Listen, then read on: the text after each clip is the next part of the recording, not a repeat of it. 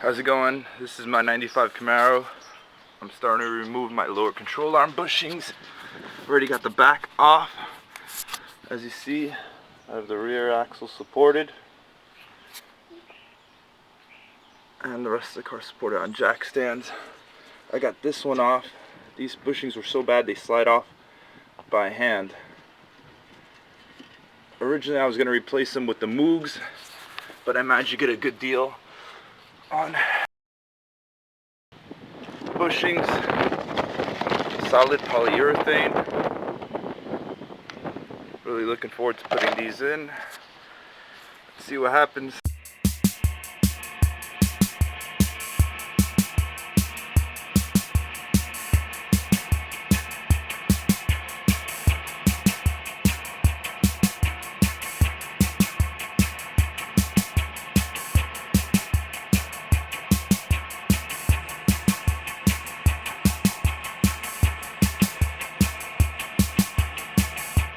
I wasn't able to do it without the press, so I had to get it pressed on with the press machine. I just finished pressing them in.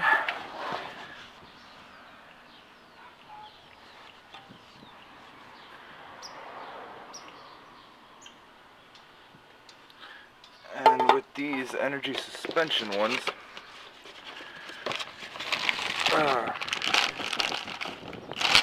come with this piece over here.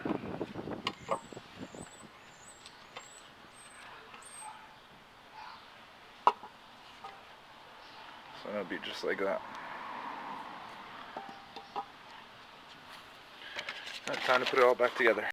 Alright, here we are. Since the last time I talked to you guys, I had to actually move my car. But in between moving my car, that's one of the bad parts about renting a garage on a driveway. Some people need to get in and out of the driveway. But since last time I was doing this part of the video, I actually connected the energy suspension bushings on the control arms. And while I did that, I noticed rear sway bar. That's no good. Changed my rear shocks. I didn't have much money, so I changed them to the GR2s, KYB.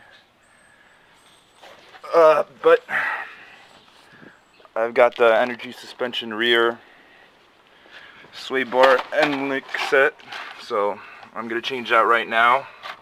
Might as well, since I have everything out. I also use black rubberized undercoating on the wheel well because it looked pretty bad. Now most of these things, like the shocks, the rear control arm bushings, and the rear sway bar end link haven't been changed in a long time, probably since the guy bought the vehicle, the first guy. And this car does have about 300 and let's see, 327,000 miles. Let's get a little bit of a close-up on that. Let's see if I get that. 327,822 miles, so it's been a while. So I'm lucky enough to have air tools, so I'm gonna use those for the rear sway bar end links. It's 13 on top, 13 on the bottom millimeter. I gave it a little spray with a liquid wrench. Some people like using PV blaster, whatever you guys have, you know, WD-40. I'm gonna use a wrench on the top, air tool on the bottom, and get this thing out. Now this is probably gonna happen to you guys. That thing is so rusted on that it snaps off. So I guess, I don't know if I'm lucky or not lucky, but at least it made the install pretty damn easy. Well, the removal at least. Yeah, that thing was not much left of that bottom piece. These things were literally just about to go. I got lucky, I caught it. So let's put the new ones in. Alright, that didn't take long at all since the piece broke off, but there we go. Those are the new ones in. They look pretty good. Let me lower the jack just to see how they... Alright, not that bad. So now this whole side is pretty done. Time to jump on the other side. Oop. On both sides they managed to snap while I was taking them off, so I guess it makes it kind of easier to take it off. I got some rust over here, so I'm going to sand this down and paint it before I put it in. It's pretty bad. So alright, let's finish this install. Alright, I managed to get the piece out, and you can tell there's chunks coming out everywhere. This thing is rusted to shit. It's disgusting. So let me sand it down, and then I'm gonna put a little rust preventative paint on it. I actually have a really good rust preventative paint over here. Let's see, where did I put that? I think I put it in my cabinet. There we go. I'm gonna put 415 on it. Stuff is pretty good for rust. So, alright, let's do this. Alright, right now I got the 415 doing its job there. And I also put a little 415 and sanded down some of the rust I had here. Now I'm going to use some rubberized undercoating. Take care of the rest of the inside here. Make it look almost new. Alright, so I finished the rubberized undercoating. Now I just gotta wait for it to dry before I actually put the rest of the sway bar end link on. But it's looking pretty good. Alright, there you have it. I have the driver's side done too. Both of them look pretty nice. Both wheel wells are rubberized undercoated. And I don't see any visible rust. So that's great.